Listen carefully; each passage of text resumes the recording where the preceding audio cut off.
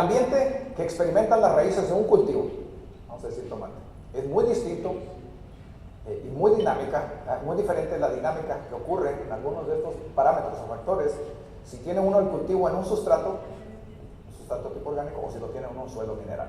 Aquí rápidamente, no se los voy a leer, ustedes lo pueden ver ahí, pero básicamente tenemos que la dinámica de estos factores es muy acelerada, muy rápida, en un sustrato dentro de un contenedor. La pregunta es, ¿por qué? ¿Es que estresamos mucho el cultivo?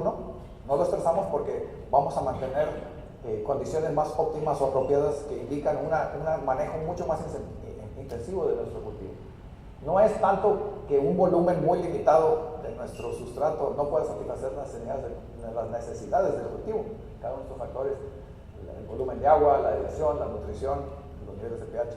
El detalle es que como estamos hablando de volúmenes muy limitados, necesita uno estar suministrando, modificándolos con manejo más intensamente. Mientras que la bondad del suelo mineral es tal de que uno cuenta con un volumen gigantesco por unidad de planta o unidad de área, o volumen de raíces, que permite amortiguar, mantener una capacidad buffer, si ustedes gustan, para nuestro cultivo de interés. Entonces, al momento que nos vamos a un contenedor y a un sustrato, es mucho más dinámico y necesitamos estar al día. Y las diferencias están basadas en varias situaciones. Una de ellas es, por ejemplo, mayormente utilizamos compuestos de tipo orgánico, donde la fase sólida, tenemos tres fases en nuestro entorno, el sustrato, la fase líquida, la fase sólida y la fase gaseosa. La fase sólida es relativamente mínima en un sustrato de tipo orgánico, mientras que en un suelo de tipo mineral, la mitad por cada volumen de suelo es mayormente mineral. El componente de materia orgánica es relativamente bajo, aunque suelos de 3 a 5% de materia orgánica tienden a ser los más deseables, pero la fracción agua-aire anda más o menos en un cuarto en base a volumen. En un sustrato tenemos que la fase líquida, a capacidad de contenedor, la capacidad a ese punto en el tiempo en el cual hemos regado nuestro cultivo, está reteniendo la mayor cantidad de agua posible sobre el tiempo. Está ocupado por esta fase líquida, que son los microporos, y la fase gaseosa, que son los macroporos. Curiosamente, le damos mucha atención a esto, a la fase líquida, sin embargo, uno de los componentes del manejo de sustratos que es más restrictivo, tal vez no lo vemos en su momento, pero se integra sobre el ciclo de producción, es la fase gaseosa, el nivel de aireación. Que las raíces, al igual que la parte aérea, requieren de niveles de oxígeno que los mantengan funcionales. Y es algo de lo que a veces no le prestamos mucha atención, sobre todo cuando tenemos manejos de riego tan intensivos. La mayoría de ustedes riegan pulsos múltiples por día, ¿verdad? Entonces, si llegan al punto de capacidad de contenedor, muy probablemente continuamente a lo largo del día. ¿De dónde van a sacar las plantas el oxígeno que requieren? Nada más de la capacidad de aeración o de la porosidad ocupada por aire que tienen a nivel estático ese sustrato. Y si usted no lo conoce o está manejando un nivel de aire, de aireación relativamente bajos, va a estar pagando las consecuencias en la calidad de su cultivo. Bien, vamos a entrar rápido, de lleno aquí algunas de las características más deseables dentro de un sustrato. Son las propiedades físicas. Son las que van a dictar o regir el éxito o fracaso que va a tener usted al producir una planta en un contenedor. Las propiedades físicas son las consideradas las más importantes. ¿Por qué? Porque una vez que usted tiene establecido su cultivo en ese volumen de sustrato de suelo, va a ser muy difícil, casi imposible, modificar las propiedades físicas de ese sustrato. Podrá modificar las químicas con enmiendas con su programa de fertirriego, de fertilización, pero no las físicas, esas ya están dadas. Entonces, necesita uno tenerlo siempre en mente. Tenemos los conceptos de porosidad total, la cual va a estar ocupada por aire o por agua, proporcionalmente. Y todo eso está expresado en base volumétrica. En sustratos utilizamos la información en base volumétrica. ¿Qué tanto del agua, por ejemplo, que está retenida por el contenedor o sustrato es realmente disponible para la planta? De nuevo, va a estar en función, la gran mayoría de estos componentes en función de ¿qué? De la granulometría o la distribución del tamaño de partículas dentro de nuestro sustrato. Hay algunos tabuladores por ahí que nos indican cuáles serían las propiedades físicas que desearíamos observar en nuestros sustratos, sobre todo para macetas de tamaño intermedio pequeño, macetas que no van más allá de 4 litros, de entre 1 y 4 litros ¿Por qué? Porque las propiedades físicas cambian en función del volumen total y de la geometría del contenedor. Y hay caracterizaciones, incluyendo aquí está la fibra de coco, caracterizaciones de la porosidad total, cuál de esas está ocupada por agua, por aire, en fin, todos aquellos valores que les acabo de mencionar. Y hay recetas, obviamente, donde pueden, alguien que está experimentando con sustratos nuevos,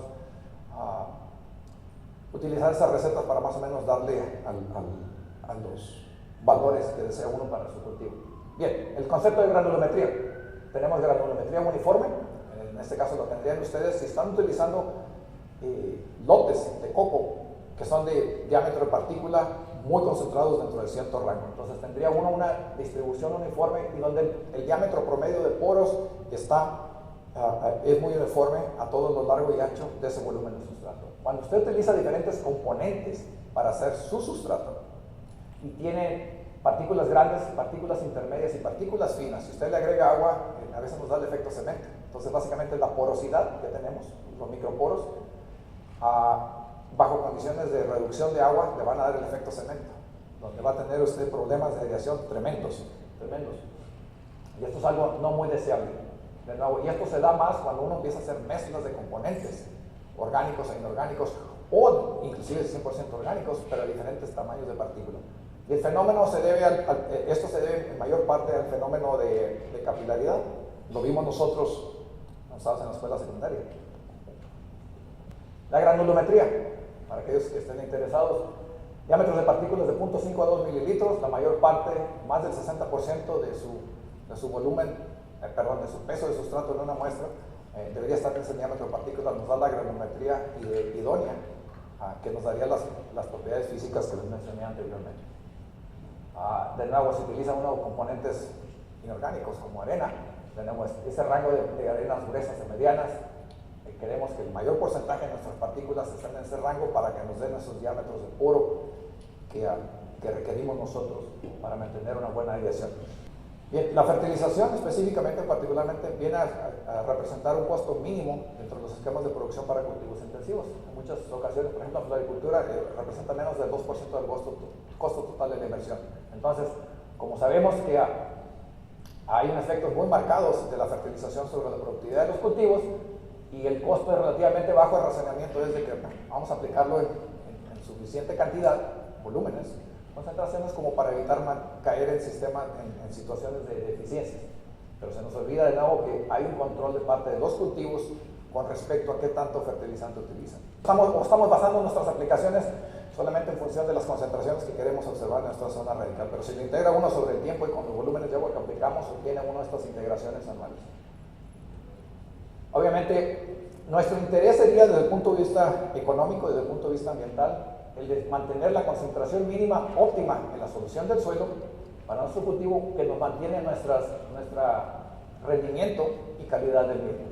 Porque al momento que nos acercamos más hacia la derecha, o sea, en todo este rango de concentraciones o niveles en la zona radical, va a llevar como consecuencia una mayor pérdida por lixiviación o pérdidas por volatilización, por ejemplo en el caso del nitrógeno, que van a tener un efecto marcado ambiental. Si ustedes utilizan, como en el caso de las rosas, 4.000 kilos de nitrógeno por hectárea por año, y donde las eficiencias de uso son de un 50%, usted está tirando al suelo, en las correntías, 2.000 kilogramos. Ahora, lo que se nos olvida a veces es de que hay una respuesta, hay una curva de tipo asintótico de la respuesta de los cultivos con respecto a la productividad y la calidad de los mismos. Aquí son las herbáceas perennes ornamentales, diferentes niveles de aplicación de fertilizante, como liberación lenta, y estas son las curvas de respuesta de biomasa del cultivo y la calidad de los mismos. Por encima de ciertos niveles vemos que definitivamente se nos vienen abajo nuestras curvas. Doctor,